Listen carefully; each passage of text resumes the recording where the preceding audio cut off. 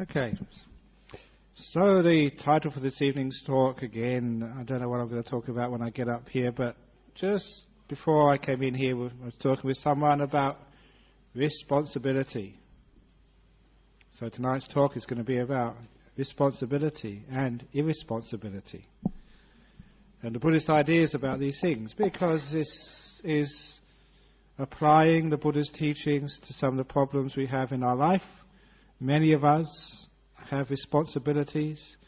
We have positions of authorities in companies, in offices, in homes, or in multinational corporations like my monastery. We've got branches all over the world.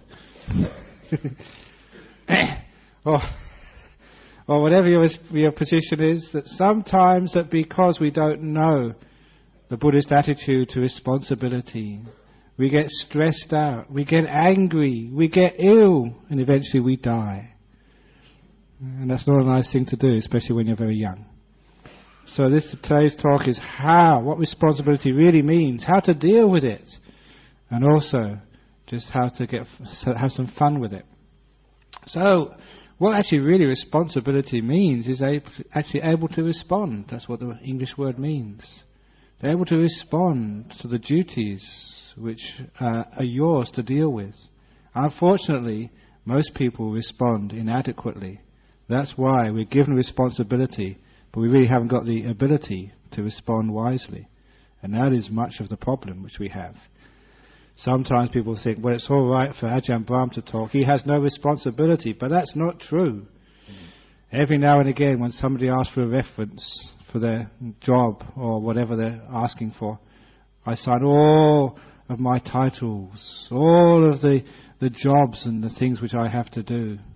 I remember when I signed these letters, all my responsibilities as the abbot of Bodhinyana Monastery, 30 people there, not to mention the cats and the kangaroos, I have to look after. You've got spiritual director of the Buddhist Society of Western Australia. I'm the spiritual advisor of the Buddhist Society of Victoria. Spiritual director of the Cittapalo Hermitage just outside of Sydney. I'm the spiritual patron of the Bodhikusama Centre in Sydney. Spiritual patron of the Buddhist Fellowship in Singapore. Spiritual patron of the Tamgobok Foundation, that monastery which looks after drug addicts. All of these things I'm supposed to be doing. I never do very much. Because I know about responsibility. Because you can only do one thing at a time.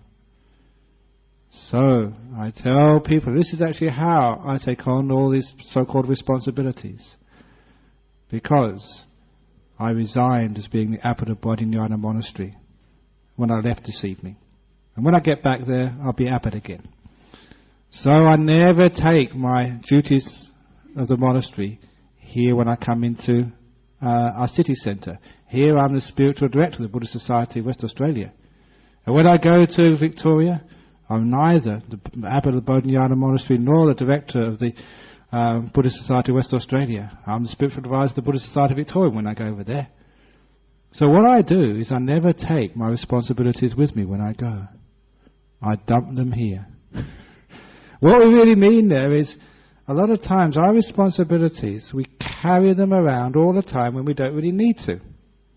And at the times, we just had a retreat at our monastery for 2 weeks. I had time by myself.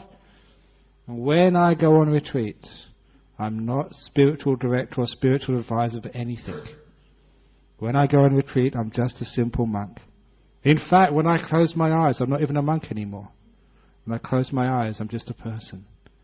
And when I go into deep meditation, I'm not even a person anymore. I'm just a mind. When I go even deeper, I'm not even a mind. Nothing left at all. That's what I mean about really being irresponsible. Which means getting rid of all your responsibilities. That's what we mean by being irresponsible. The point is that many of us, we carry around our responsibilities when we don't really need to. Are you the boss at work? Only when you're at work you're the boss. Are you the husband and wife? Only when you're at home with your partner. Are you the man or the woman?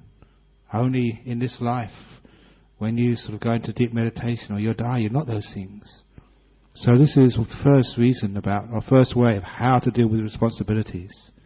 Remember, all responsibilities are impermanent. They're temporary. Never think that these are permanent things which you have to worry about and concern yourself about all of the time. Because if you do, you will never be able to find any peace, any rest. You'll always be the husband. You'll always be the wife. You'll always be the spiritual rector. You'll always be the abbot. You'll always be the prime minister. Or whatever else you happen to be. Isn't it wonderful not to be those things from time to time? Because when you put down your responsibilities, then, number one, you have some rest. Number two, you get perspective.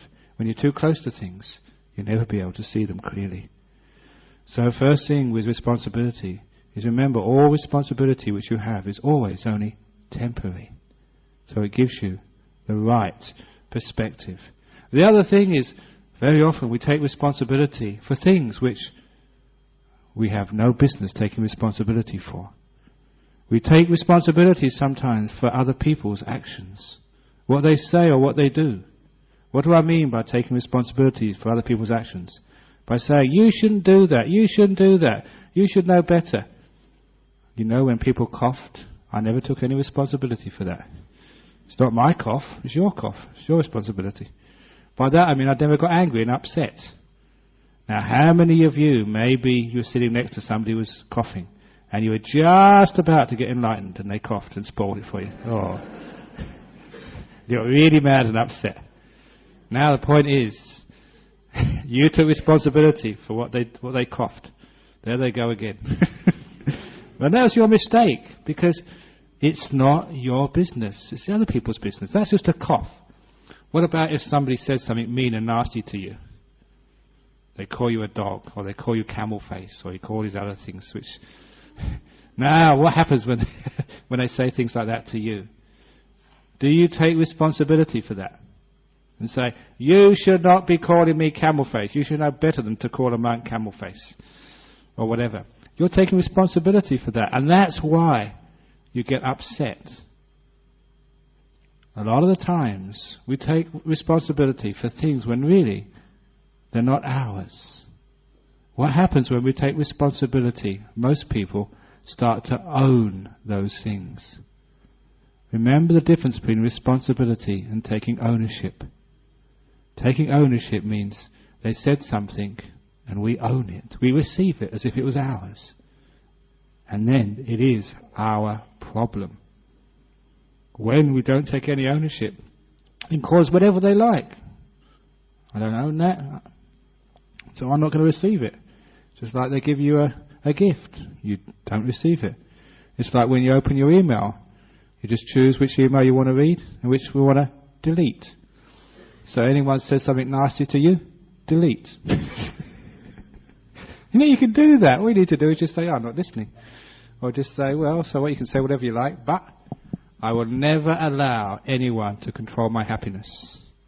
My happiness is my concern, not your concern. So you are not allowed to make me unhappy. Whenever you get unhappy because someone says something to you, or because they mistreat you, or they abuse you, or they do something they shouldn't do, and you get unhappy, you are allowing someone else to control your happiness. You allow them to make you unhappy. How many of you allow your husband to make you unhappy? How many of you allow your wife to make you unhappy? Take control of your happiness. Possess your happiness. Wife, you can do whatever you like, but I'm going to be happy. Husband, you can be lazy, whatever you want to do, but I'm going to be happy. I'm not going to get... I'm not going to let... I'm sorry, I was going to say. I'm not going to let you control my happiness. But we do allow other people to take ownership of our happiness, to control us. And that is not being responsible. We should be responsible for our own happiness. The Buddha said, each one of us is responsible for our own karma. You're not responsible for other people's karma. What that means is, we can share our lives, but we don't try and own other people and own other people's actions. We try our best, but there's a limit. And when we know that, life becomes far more simple for us. We're not owning things which don't belong to us. We don't own other people's actions or other people's words. We're not really responsible for them in that sense. By responsible means we can influence, but we don't own it. We don't try and control it. It's not ours. That way, whatever other people do and say, that's their business. But our business, what we should really be responsible for, is how we behave, what we say, and also how we think.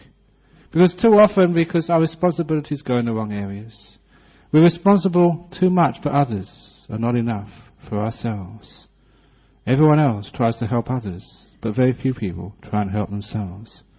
Which is why that when people take responsibility, the biggest problem is they get burnt out. They get burnt out, they work so hard, and when they start work hard and they get burnt out, they get grumpy.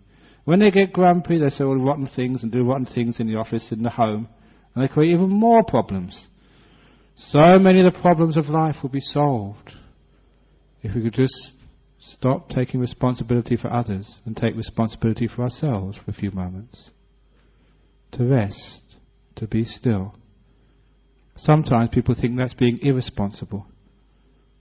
What it means is you're not doing anything. You're not doing your work. You're not solving the problems. You're just hanging out in your hut, in your room, not doing anything. But you will find that that is being responsible. Ajahn Chah once said, one of the kindest things you can do for others is to be calm and still. Don't just do something, sit there, he said. The other way of putting that is don't just, usually what people say is don't just sit there, do something. But you put it around the other way, don't just do something, just sit there. Wouldn't it be wonderful if more people did that? Wouldn't it be wonderful if our politicians did that more often? Just don't do things, sit there, they wouldn't get into so much problems. Wouldn't it be better if you did that as well, instead of always doing things? Because too often that whenever there's a problem, we always want to own the problem. We want to control it. We want to fix the problem. Too much of life we tend to take ownership of. When you look at it, is that really valid to take ownership of those problems? The solution always was, if there's something you can do, give it everything you've got. If there's nothing you can do, then leave it alone. That famous little story of Harold Macmillan, which I've said here many times before, but it's a beautiful story. 30 years ago, 40 years ago, whenever it was, when there was the first, I think, war between Israel and Syria and Lebanon and Egypt, it's called the 6-Day War. And during that war, I think Harold Macmillan, he was the Prime Minister of Britain, and a reporter sort of interviewed him, and the question was, what do you think about the problem in the Middle East? And without missing a beat, this Prime Minister said, there is no problem in the Middle East. What do you mean there's no problem in the Middle East? There's a war going on as we speak. People are being killed. There's tank battles. Bullets are flying everywhere. People are being wounded and killed. What do you mean there's no problem there? And very calmly, the Prime Minister said, Sir, a problem is something with a solution. There is no solution in the Middle East, therefore it's not a problem. Brilliant Buddhist wisdom. Now wouldn't that be one... He was right, wasn't it? It wasn't any solution, so why waste time on something which you can't really make a contribution towards? The problem is only that which has a solution. How much of your life have you wasted on what you thought was a problem, but which was something which didn't have a solution, which wasn't really a problem at all? Is your husband a problem? No solution, face it. Is your wife, is your kids a problem? Face it, no solution, so let it go. If there is a solution, then give it everything you've got. But when there's no solution, let it go. This is being responsible. Being responsible, but able to respond appropriately to the situation which you're in. Too often, we think we have to respond. We have to do something. When so often the best thing is to sit still and be quiet. I tried that very often in my monastery. All that busyness which I have, all the responsibilities and duties I have, I found it many times. You may have found this as well. Sometimes you just can't do anything because your other things take your time. or sometimes because you go on a retreat or whatever. And sometimes when you finish a retreat, the problem solved itself. So often in life that happens. Leave things alone, and almost like life tends to sort of balance itself. And you realize you didn't need to get involved after all. So much of life, we always think we have to get involved when we don't. The reason is, again, this is because of our sense of ego and self. We've always been the great controllers. We want to control our happiness. We want to control our family. We want to control our office. We want to control our life. We want to control our world. Always taking responsibility for things which we don't own. How often do we take responsibility for things which we don't own? And how silly that is. Because we don't own them, it means we haven't got any possibility of actually putting an input into it. That's why much of our responsibility is to let go of things which don't concern us. I've seen this so often in people's lives. They just become control freaks. Become control freaks of their family, control freaks of their office, control freaks of their monastery. And you find it never works. There's an old simile which I've given very often, of like having a bird. And you put that bird in a cage, and you keep that cage in your house, but one day that door is going to be open. And as soon as that door is open, that bird flies away and they never come back. That's example number one. That's a controller. Always afraid to let go of their responsibility. Number two, a person has a bird in a cage. They leave the door open every now and again, but they make the cage so wonderful. Such beautiful bird seed, a lovely little bath, nice little toys to play, nice and big. Just a very, very wonderful, comfy bird cage. They can leave that cage door open. The bird can fly away, but will always come back again.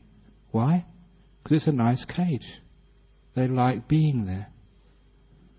That's a person who's not the control freak. That's a person who's compassionate and kind. People are always around because you've got a nice little cage. Your house is a wonderful place to be in. It's not this sort of controlling place. And people will work harder for you if you're kind to them. They work harder for you because they respect you. They want things. They want to help you. They want to care for you. They want to sort of do the right thing by you. Kindness, compassion goes a long way. And I think everyone would probably agree with this. That the people you work for, your bosses or whatever, if they give you just a little bit of kindness, how far that goes, how much you really want to help them, to look after them. But if they are cruel to you, cruel in the sense of cruel with their words, not being appreciative, always controlling you and forcing you, do you really want to work that hard for them? Do you really want to do that bit extra? I think you should know from your own experience in life that when people are kind to you, you work harder for them. You try and live up to their kindness. In the same way that in a family, if you are kind to your family, compassionate, have a nice house which people love to be there, then, of course, they will always live up to what you say. I always mention the story about my father. He gave me almost carte blanche when he said to me, the door of my heart is always open to you no matter what you ever do in your life. Because he said that, and because he trusted me, because he never tried to control me, I tried really, really hard to live up to his trust. As it were, it lifted my game as a son to my father. And that's my own experience, and that's the way which I've taught my monks in Bodhinyana Monastery. Never forcing them, but encouraging them. Trying to make the monastery a lovely place. We have a wall, but no one ever climbs over it to escape. People always try to get into the place rather than sort of trying to escape. There's a waiting list.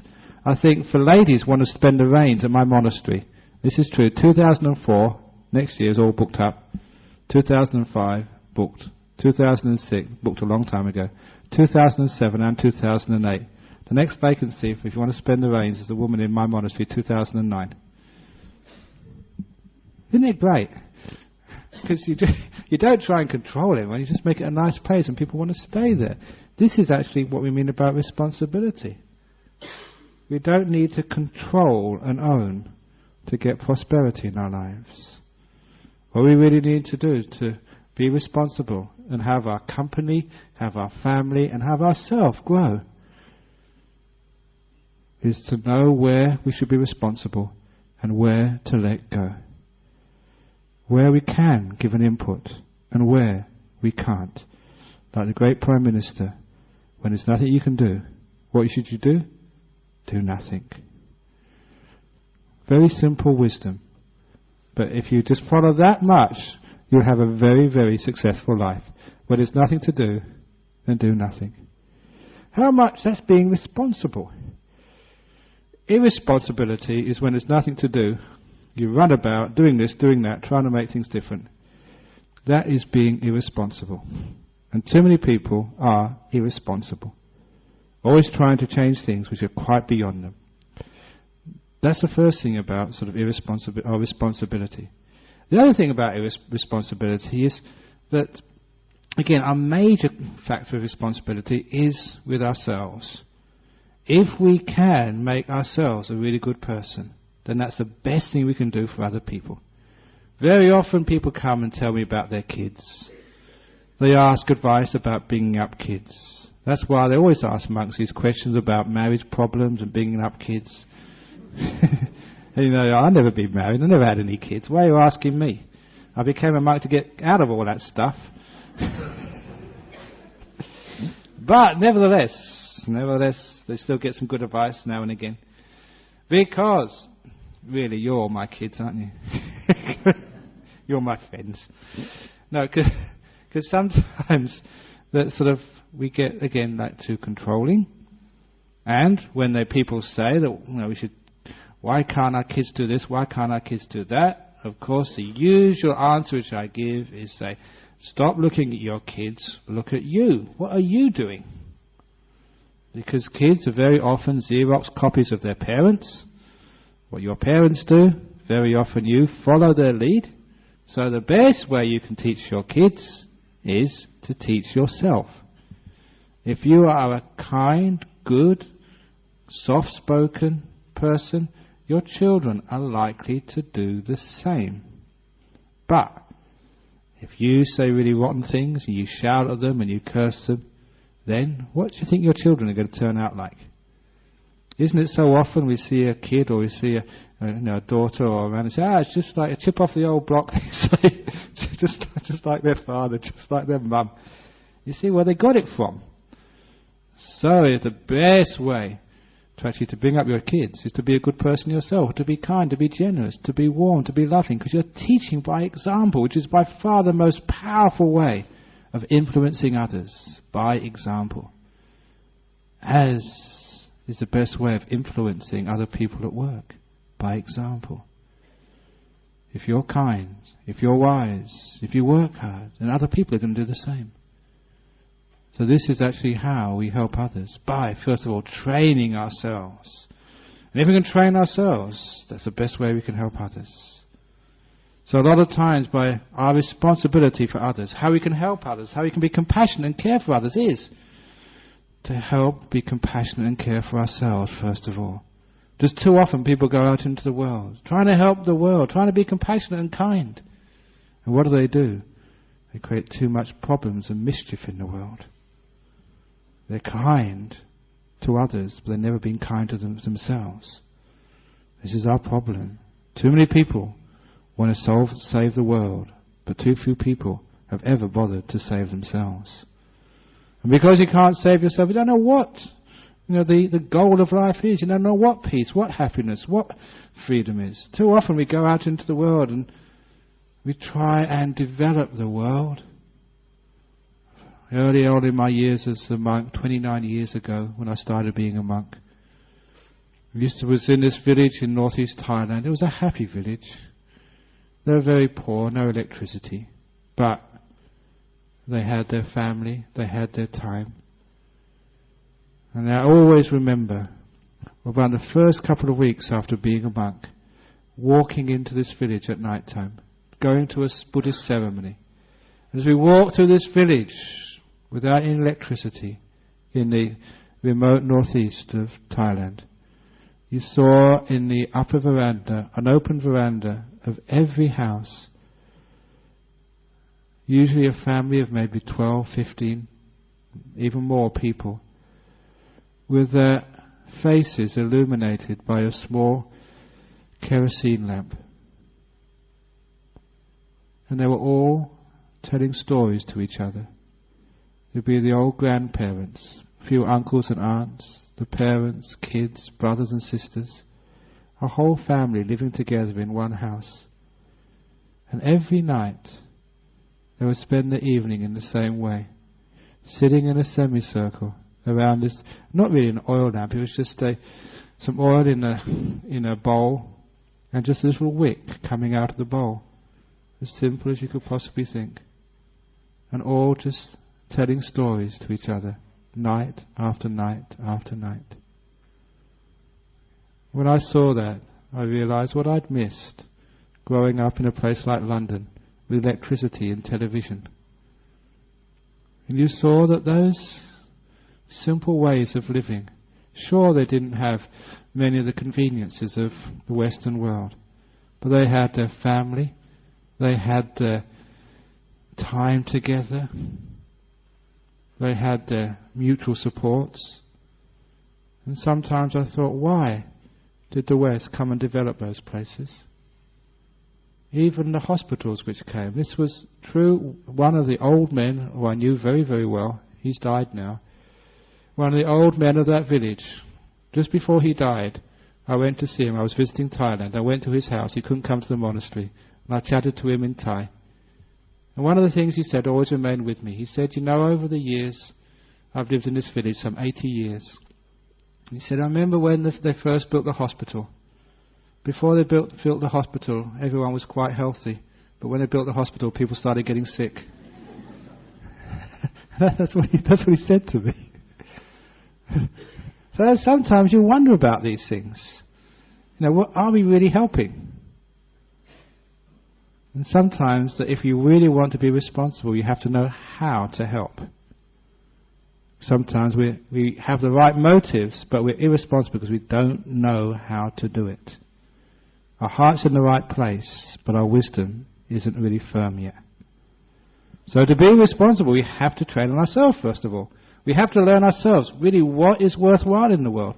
What is the goal of life? We've got to learn that for ourselves first of all, before we can help others.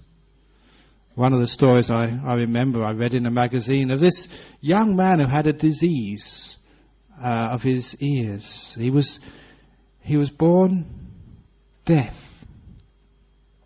And his family would take him to the doctors every year or so for a checkup, and on one occasion, I think he was about 15 or 16 at this time, the doctor had just read in one of the medical journals that there was a new procedure which was developed somewhere which had been very successful, and about 10% of the children or something who'd been born deaf, after this procedure they could hear again. So they asked the parents, do you want to give it a try? They said, yeah, of course. You know, nothing to lose. Maybe he might be lucky, one of the 10%. So they gave him this quite simple little operation, and he was one of those 10%. He got his hearing back. And as soon as he got his hearing back, he was very angry at his parents. He said, why didn't you ask me first of all if I wanted my hearing back? And he said, now I have to deal with this terrible noise all the time. And he said, I can't make much sense out of it. Before, when I was deaf, I was having a great time. I could communicate so well with sign language. He said, if you want to give me anything, instead of giving my ears back, you could give me another hand so I could feel the world rather than hear this terrible sound. And he was very, very angry and upset at his parents and his doctors. When I read that, I was shocked as well, because I too assumed that if you could give someone their hearing, what a wonderful gift it would be. But this person didn't want it. Too often we give people things they don't want. We think we're being compassionate by our standard, but we're not really being sensitive to what the other person really needs. We're being irresponsible. Responsibility is not just being compassionate, it's also being wise. Sometimes it's being sensitive to the needs of other people. It's being sensitive to our needs as well. Sensitivity is part of responsibility. How on earth can you be so sensitive? How you become sensitive is first of all putting aside all of the rules. Putting aside all the preconceptions. Putting aside all you've ever been taught. Because when you just follow what you've just been taught, you follow the theories, you're never very sensitive to what's actually happening. That's why real sensitivity is something which we develop. We develop by listening, by feeling, not by thinking. Thinking is always old stuff. Thinking is what we've learned. Thinking is what we've been taught. Being sensitive is putting all that aside. Putting it all aside, feeling the moment and responding accordingly. That's what I mean by being responsible, able to respond. In my life as a monk, I've been put in situations where I've got no training at all. I've never been trained to counsel people. I've never been trained to answer questions about marriage. I've never been trained to do any of this. But I have been trained to be sensitive. And that is a training which makes me able to respond. I remember many years ago, a member of our Buddhist society, in the very early days, some of the people here might remember him. He used to come in our old centre in Magnolia Street when we first came to Perth 20 years ago or something. And he used to, his story was a very interesting story. He knocked on the door of this house in North Perth where our Buddhist society was before moving here. He was a pest exterminator. And he knocked and said, "Do you want any pest exterminating?" And the monk said, no, we don't do that here, we're Buddhists. He said, "Why not?" And they got into a conversation. And he was so interested about why we don't exterminate pests that he became a Buddhist.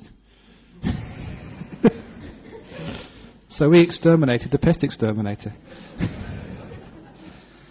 Anyway, you always used to ask these amazing questions. He was a very, very intelligent man. And it was always, really, he would never just listen without sort of paying attention. He'd listen and he'd pick up things which other people wouldn't think and ask these great questions afterwards. But after 2 or 3 years, actually what happened, he was working on the roof of his house, he fell off and hit his head. And he became crazy. And I remember from that time he started dressing up as Elvis Presley. And he came to that centre once, and I was on duty, looked like the Elvis Presley, the king, as he was sort of dressed up. And he was absolutely crazy, violently so. He had a walking stick because he still was, couldn't walk properly. And every now and again, he'd hit me just above the head. He'd never actually strike me. How do you deal with a person like that who's violent, who's dangerous, who's out of their mind? I've never been trained in that, but I've been trained in loving kindness, in fearlessness. That's how you've been trained as a monk. So I just did that. I did loving kindness towards him. It was quiet, peaceful, no fear. It took him about half an hour, 45 minutes to calm down. But he did calm down at the end. No one else would come and help me because they were afraid, because this guy was violent. But I realised from the very first time he swung that walking stick and missed me, I realised it was on purpose that he missed me. If he wanted to hit me, he'd have hit me the first time. After that point, I knew I was safe. This is actually how you deal with such things. As a monk, you've got that training to be really sensitive. If I'd have had a moment of fear, then he probably would have hit me and done me damage. But this is how we're sensitive. We're not trained, we just make our mind really peaceful, calm and quiet, and then we can always do the right thing. It was actually very unfortunate what happened to him, because eventually he did commit suicide. And I remember when he was going really, really down, his wife rang me at the monastery, because after that time I was like his monk, And I was to talk to him and try and calm him down. His wife rang up saying, he's really going off the rails. Can you come and talk to him? But I had the flu at the time. I was in Serpentine Monastery, in bed. The call came through. I said, look, I just can't come. I was just really sick. And the next day he killed himself. Very, very sad. But, you've only got a limit to what you can do. I never felt sad afterwards because I don't own that person's actions. I tried my best, and that's all I can do. And there you let go. This is what being responsible is. If I really felt that responsibility of attachment and involvement and owned him, then I would have got very upset. That would be irresponsible for me to do that. So sensitivity is part of responsibility. And that sensitivity can actually, it's amazing just how much wisdom comes up. You see things in different ways. You see different ways of doing things. Sometimes it is shouting at someone. Sometimes it's being still with them. Sometimes it's doing what they don't expect. When you do things which they don't expect, it almost like shocks them out of the way they're doing things. So in that sense, you've got more power over them when you don't act in the way they usually expect. That takes a sensitivity. Some years ago, a doctor came here. And he again was in a bit of a problem because he was a young doctor, an intern, and while he was on duty in one of the main hospitals in Perth, his pager went off. One of his patients had a cardiac arrest. He rushed to the bedside. He gave them the pulmonary resuscitation, saved their life. They started to breathe again. But the heart had stopped for that long. It was permanent brain damage. He got there, not quick enough and not late enough, in the middle. And he felt so guilty afterwards and so confused because of his actions, compassionate actions, doing his duty. He'd actually confined that person to this vegetative state for probably many, many, many years. He wouldn't die, but he would never actually be able to speak and contribute and be a normal person ever again. And so he came with this question, Ajahn Brahm, next time that happens, what should I do? Because I'm afraid that if I resuscitate someone again, it will just be in that period when brain damage has already occurred and I just keep them alive for no real worth. Should I just not even try? Or what should I do? And this is actually what we mean about responsibility, about sensitivity. Whether you're a doctor or whether you're just a secretary or driving a bus or whatever, or a monk, there are always areas where you come across where you've never been trained. Areas of real life where you just don't know what to do and you've got no one to ask. So what do? You ask yourself, you ask the moment. Asking the moment goes like this. You make your mind so peaceful and quiet. Put aside all of the rules, what you're supposed to do or what you're not supposed to do. Put that aside. Put aside worry. Put aside fear. And listen. Listen with everything you've got to the moment. This is what we mean by being sensitive. Life is always there to teach you. The signals are always present, but too often we're thinking of something else. Or we're worried, we're too afraid to listen. That's why we're irresponsible. We make wrong decisions. If you really listen, life will tell you what to do. When you're quiet and still, almost intuitively, you know the correct response. I've used that throughout my life and it's always seemed to work. Never got into trouble yet. Maybe there's always a first time, but I don't think so. Because the Buddha said, and this is a Buddhist teaching, if you're ever in any position of responsibility, you should always keep in mind what he called the 4 things and never act from those 4 things. And those 4 things you should never act from in any position of responsibility is greed, ill will, stupidity and fear. Too often it's that last one which people act out of when they're in any position of responsibility. When they're making a decision, They act out of fear. What will people think of me afterwards if this goes wrong? How will other people look at me? Too often people act out of fear. We want to please other people rather than just doing what we know is right. We have to be fearless when we make right decisions. The story I told before the retreat started, that there was a television program which someone told me about just 6-9 months ago. It was something like the 25th or 30th anniversary, it must have been maybe 30th anniversary, of a great massacre which took place in Vietnam during that war, the My Lai massacre, where a group of American soldiers went into a village with the orders to literally kill every man, woman and child in that village. It was, these days, would be called a war crime. And the commanding officer was a man called Lieutenant Calley. And these soldiers went in there, followed orders, and the whole village was machine gunned, killed, every man, woman and child. The media found out about it. There was a big ruckus about it, and I think Lieutenant Calley got court-martialed, put in jail and then reprieved by the President, pardoned rather. But what was interesting was 25 years on, or 30 years on, this television company decided to try and trace as many of those soldiers as they possibly could find to see what the karmic effect of having done such a thing was on their lives.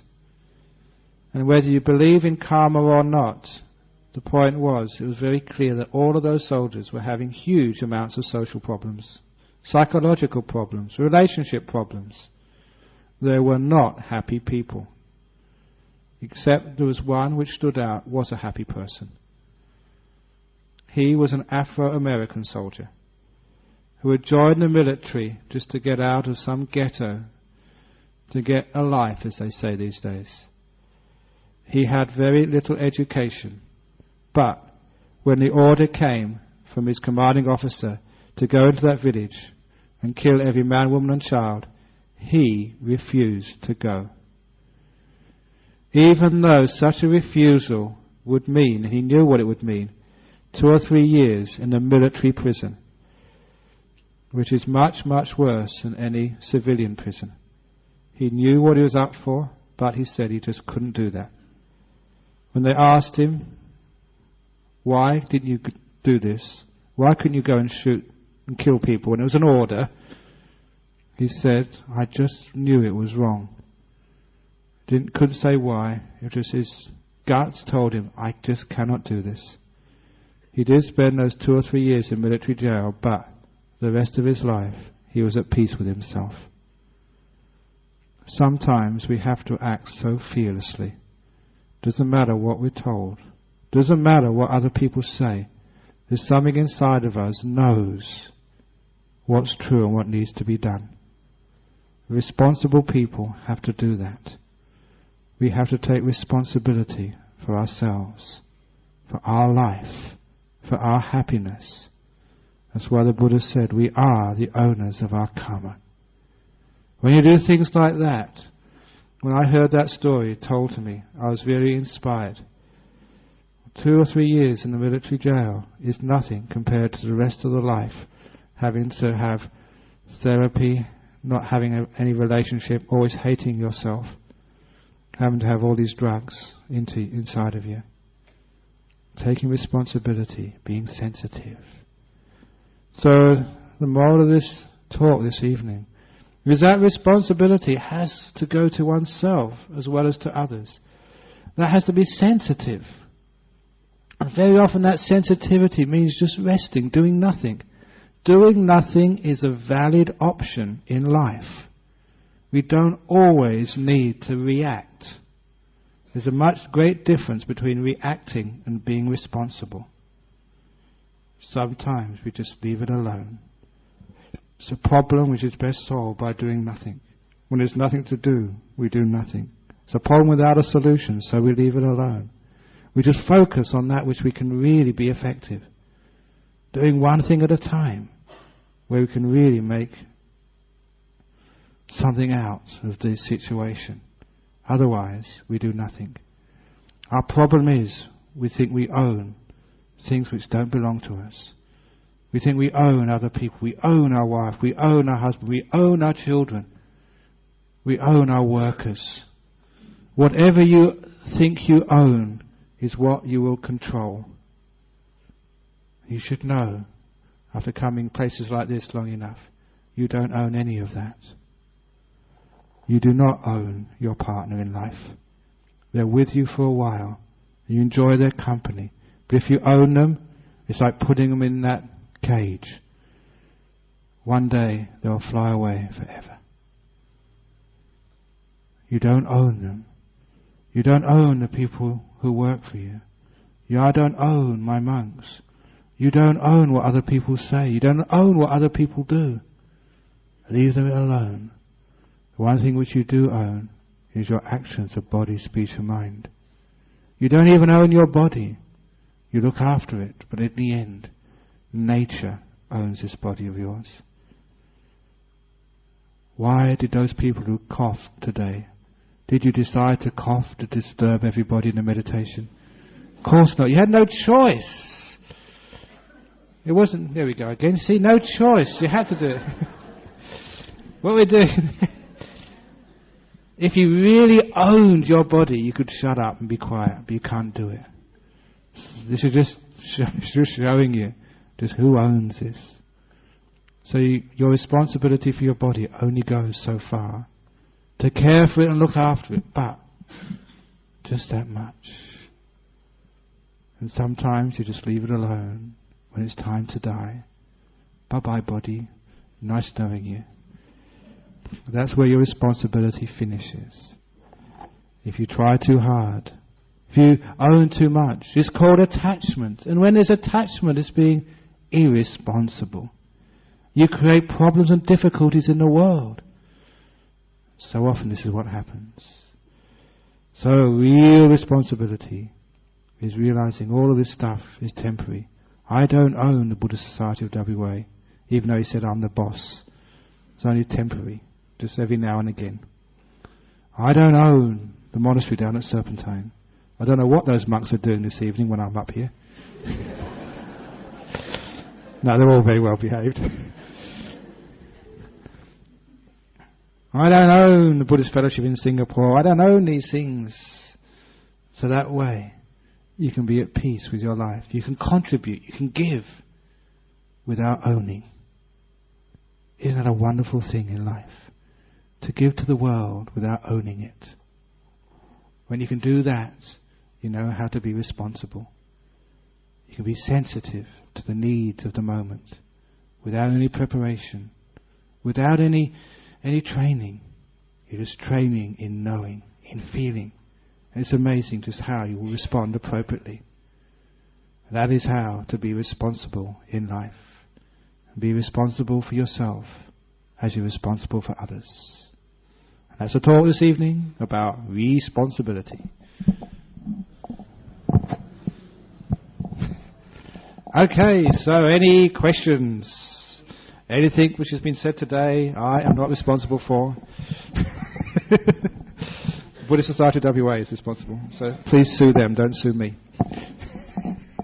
Any questions about today's talk? Yes. Good. Thank you. Yes, please. Okay, yes. Very good question. It gets to the point of the talk today that sometimes things happen in our life and sometimes it's not our fault. But we feel responsible for it. We feel guilty about it. We feel upset about it. And actually we are taking responsibility for things which we should not take responsibility at all for. And one of the reasons is just our conditioning. It's just sometimes that the way our Western society always is looking for victims, looking for someone to blame. When something goes wrong, we want to blame somebody. If we don't blame our husband, we blame the government. If we don't blame the government, we blame sort of the police, or we blame somebody. We always want to blame someone, don't we? And if we can't find anyone to blame, then this is where the buck stops. You blame yourself. It's not his fault, it's not her fault, it's not the government's fault, it must be my fault. You know, sometimes in life it's nobody's fault. And we should actually accept that as one of the possibilities. It's nobody's fault at all, it's just life. This is what life is like. There was a case, one of Ajahn Chah's stories, that one of his lay disciples was drafted into the army in Thailand and got wounded. When he came to see Ajahn Chah, he said, "Oh, I'm just so unlucky. I got wounded. It's just really awful." And he said, "What do you mean unlucky? You joined the army. You're a soldier. What do you expect being a soldier? You get bullets. That's part of the course. You should expect that. And some of you are going to get wounded." That's obvious, isn't it? So all of those people who have been through relationships which haven't worked out, what do you expect?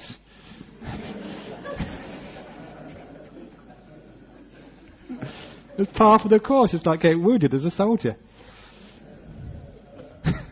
That's why they say, someone told me this a long time ago, you know the word marriage? The word marriage, somebody said, it comes from this Latin word, which is the same root, the same original word as to gamble.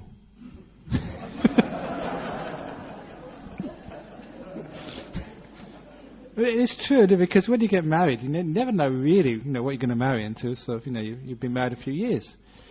So, so it's a gamble. Any relationship is a gamble. Sometimes you win, but sometimes you lose.